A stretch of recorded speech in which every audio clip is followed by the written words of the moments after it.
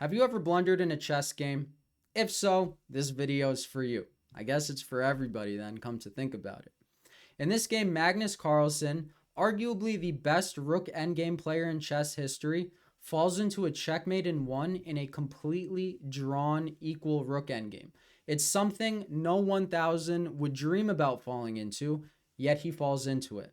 So, if you're ever feeling down about your blunder, it quite literally happens to the best of us. We're going to get into this game. It was played against Merab in the year 2007 when Magnus was 17, rated 2675 ELO. Merab, on the other hand, rated just under 2600. The game begins by Magnus playing e4 and Merab responds with c5, the Sicilian defense. Are we going to get the closed Sicilian or are we going to get the open Sicilian? Well, we get the open Sicilian and we get pawn e6. Are we going to get the con or are we going to get one of the other billion Sicilians? Let's see.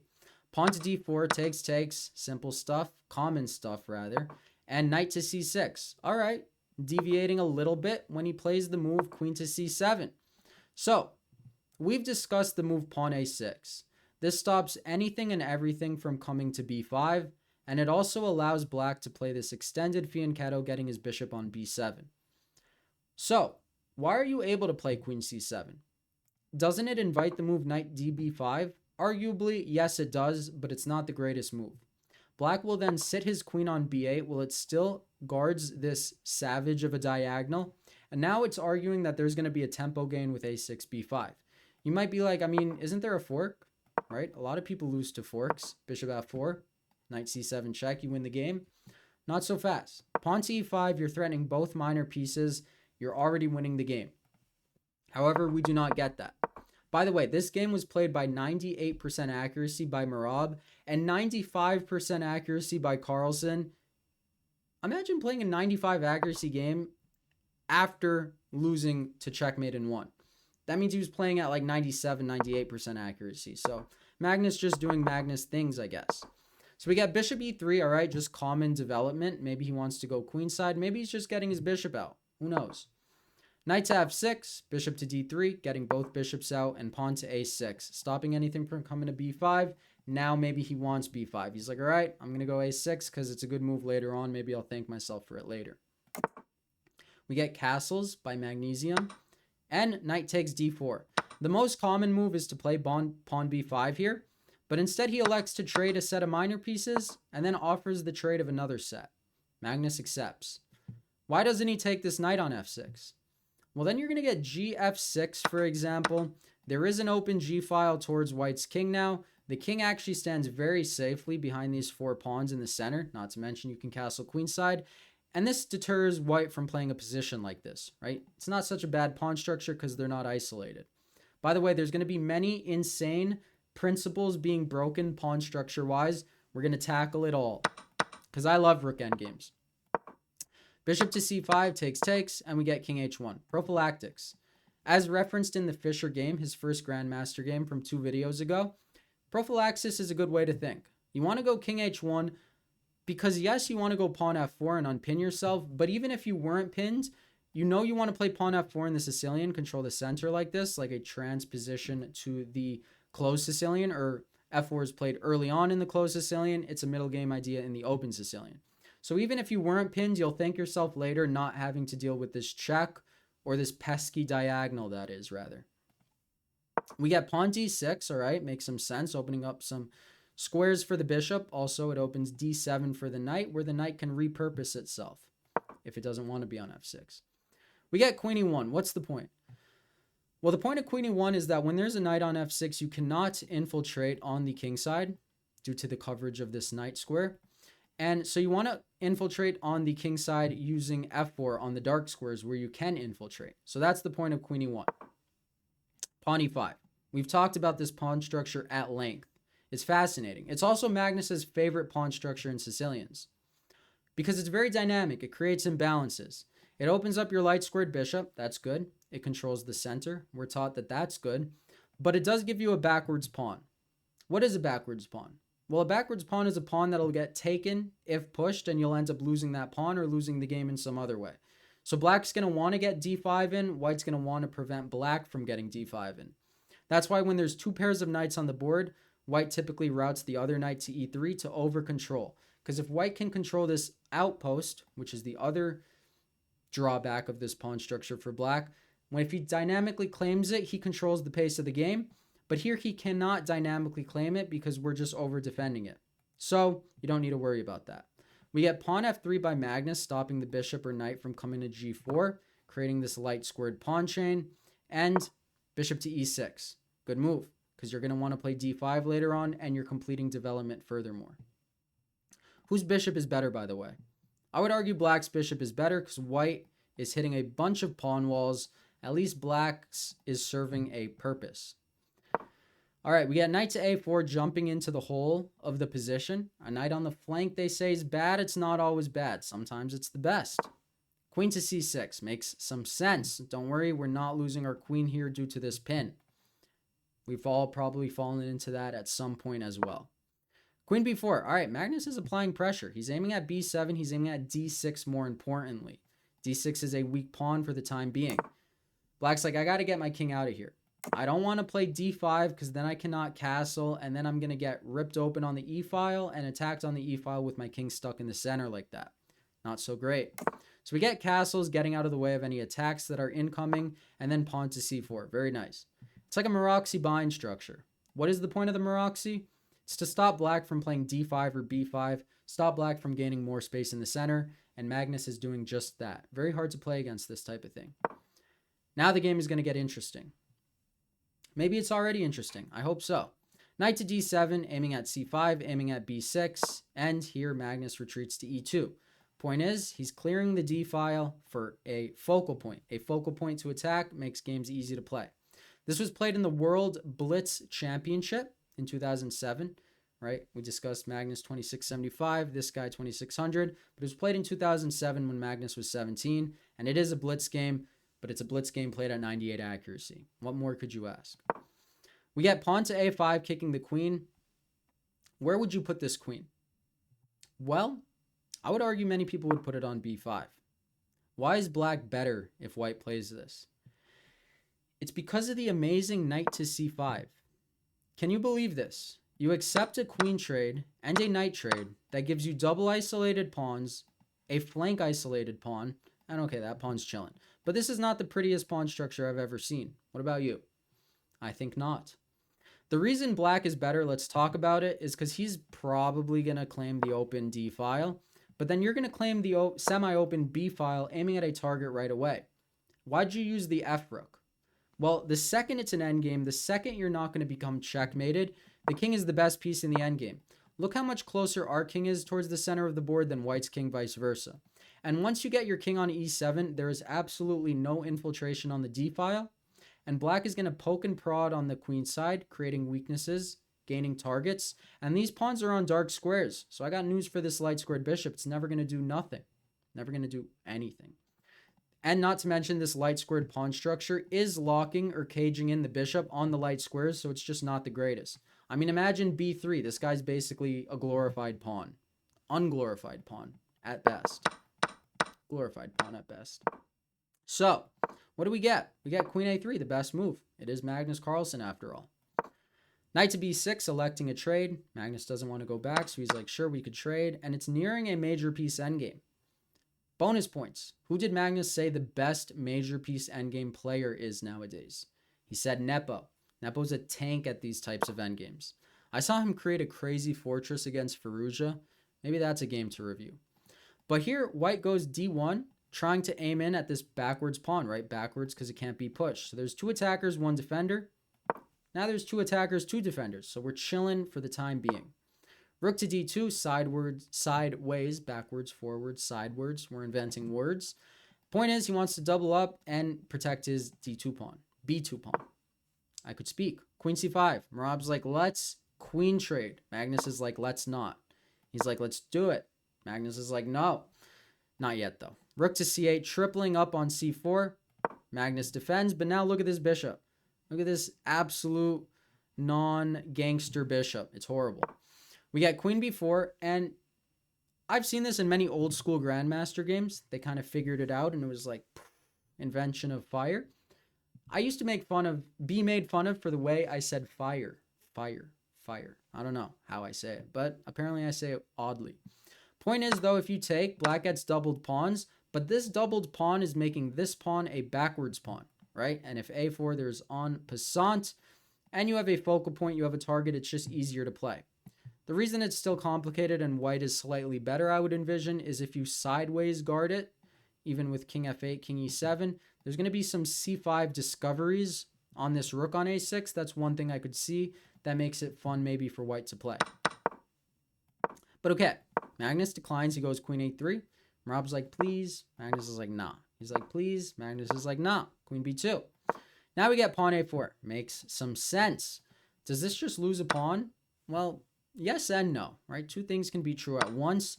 The fact is that this is a very bad pawn structure, this triangle of pawns, and black is aiming in. So very often, white is going to lose these three for these two. So even though you win one initially, at the end of the day, you're probably going to lose one.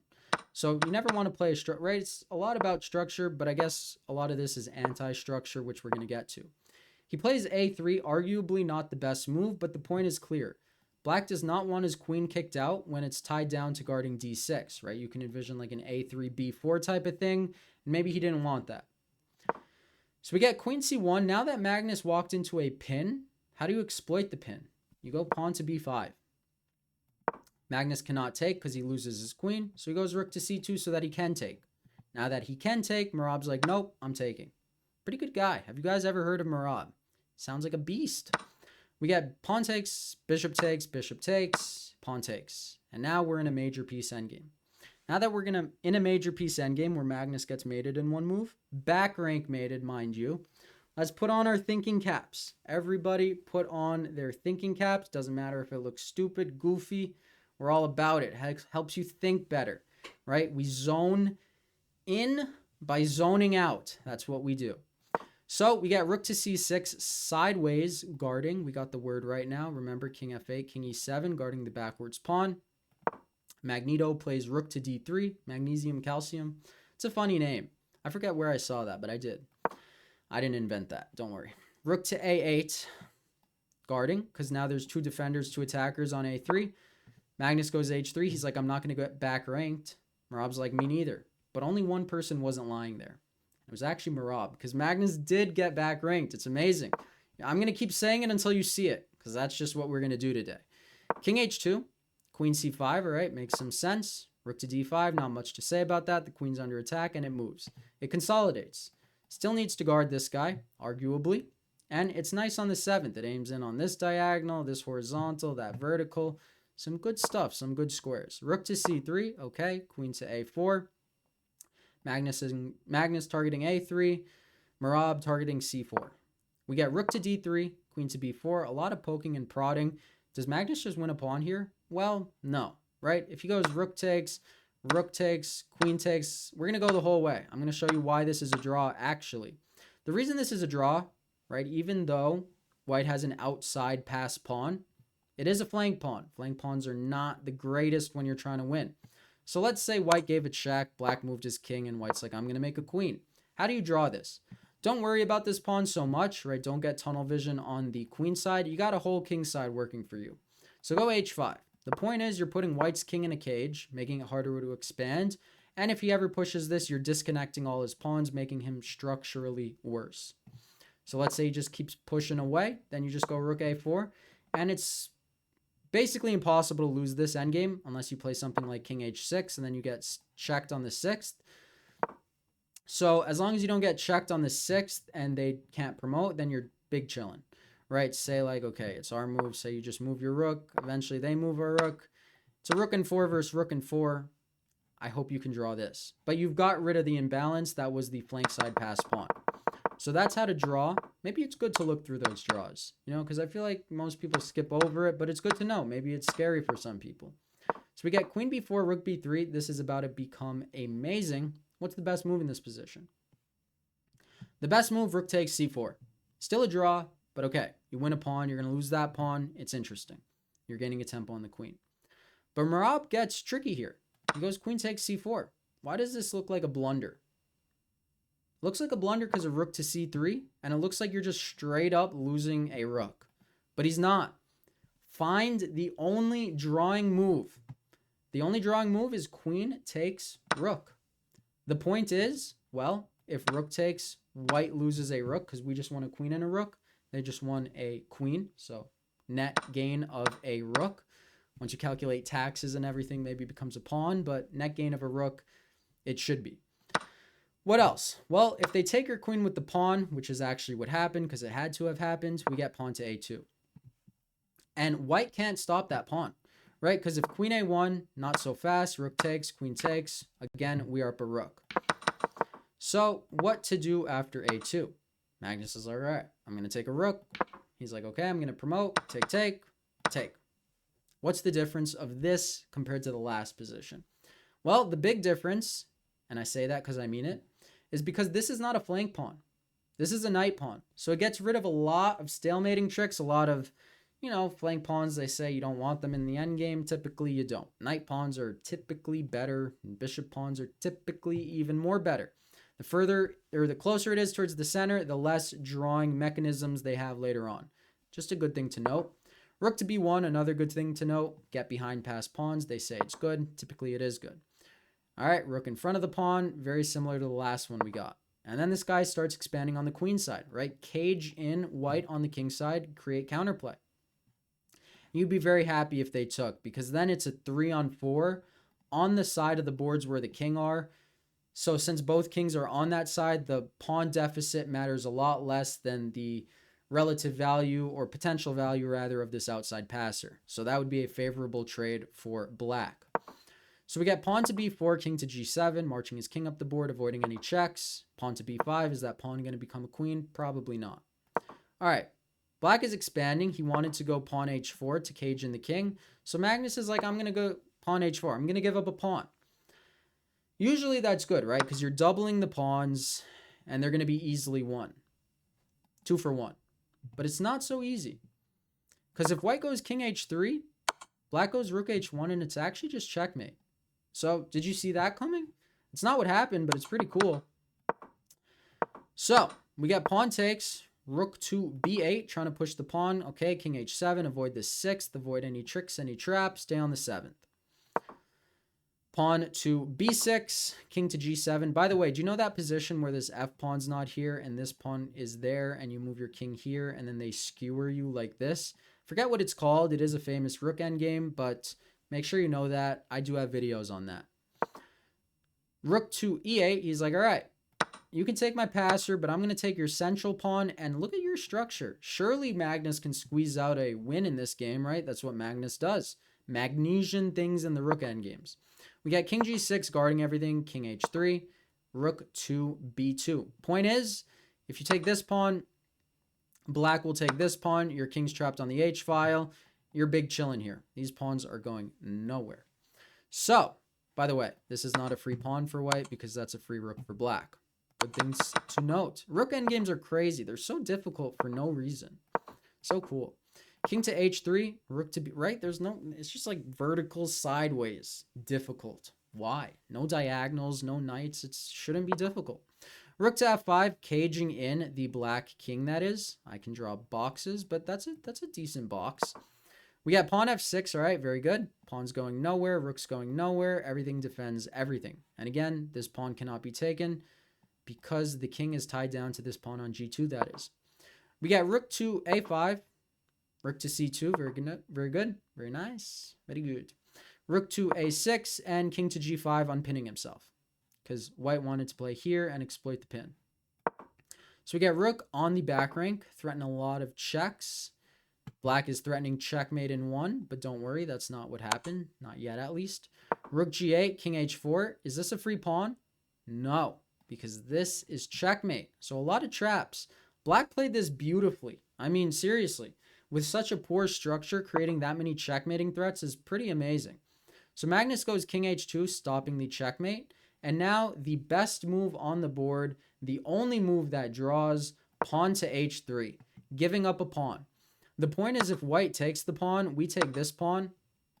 And, that's just a draw because king and 2, both pawns split. And again, if king takes, it's just checkmate in 1. So pick your poison.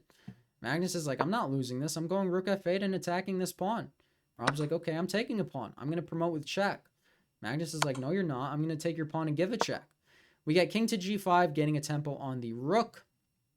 The rook has to go to f5 check. Otherwise, black promotes. And here, Magnus takes the pawn. So we got a 2-on-1. No way is Magnus losing this. We get check. King moves back. King moves forward. Magnus takes. Merab takes. What do you do in this position? Well, what Magnus did was push the pawn. He pushed the pawn, saying, this is my only chance for a win, and forgot that the king replaced the job of the rook that was trapping the king on the first rank. And here Merab uncorks a brilliancy, we're going to call it. Rook to c1, checkmate. I mean, that's incredible. Magnus had to go king e1, losing the pawn, at which point it would be a draw.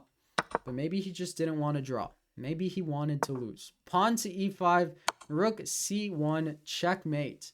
Amazing. So, thank you guys as always for watching. I hope you enjoyed this game. I had a lot of fun reviewing it. The reason I found it was because I got a 12-move win against an IM, and I was like, that's a pretty short game. What are the biggest blunders in top-level games? Of course, Google came out with Magneto, and it wasn't a short game, but it was a cool checkmate. So, thank you again. Have a great day. I'm getting out of here. Don't worry. Peace. Boom.